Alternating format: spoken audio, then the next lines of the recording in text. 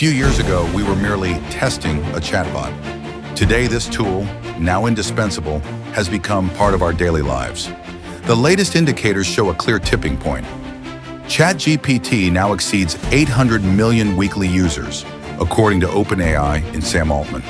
At the same time, Microsoft says it has surpassed 100 million monthly users for Copilot. Clear evidence that the conversational assistant is no longer a standalone product, but a layer embedded across Office software, the cloud, and everyday use.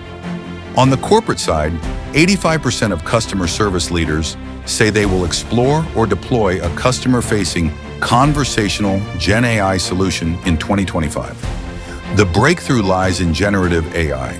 It has transformed yesterday's chatbot, decision trees, and rigid replies into a universal interface capable of writing, translating, explaining, planning, and increasingly, acting. In its State of Enterprise AI report, December 2025, OpenAI describes a flywheel effect. Mass public adoption accelerates enterprise uptake, and vice versa. McKinsey, for its part, observes the wide diffusion of AI tools but stresses where the real battle lies, moving from pilots to impact by reorganizing workflows and governance. In other words, turning the chatbot into a command center, not a gadget. The phenomenon becomes truly strategic when conversation turns into commerce. Adobe reports an explosion in usage.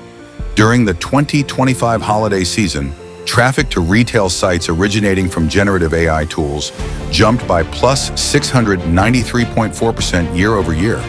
This means AI is no longer just helping people write. It is becoming the gateway to purchasing, choice, recommendation, and therefore to value. Microsoft has clearly grasped this by pushing Copilot toward in-conversation shopping journeys, effectively transforming chat into a checkout corridor. A new battle is emerging, no longer simply about who has the best model, but who controls the starting point of decision-making.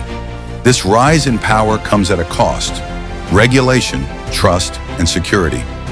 January 2026 offered a stark reminder when Malaysia restricted access to Grok following controversies over AI-generated sexualized content, showing that an assistant can also become a vector of harm if safeguards fail.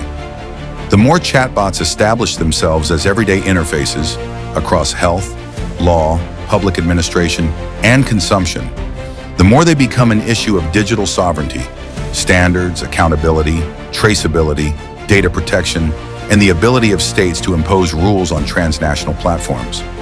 So what does this strategic nexus tell us?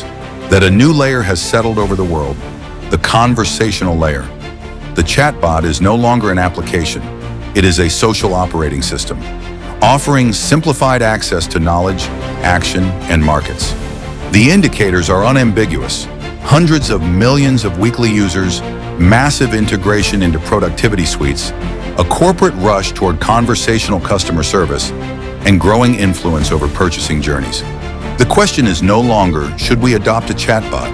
It is who governs it, who feeds it, who oversees it, and who captures the value when the planet starts talking to machines.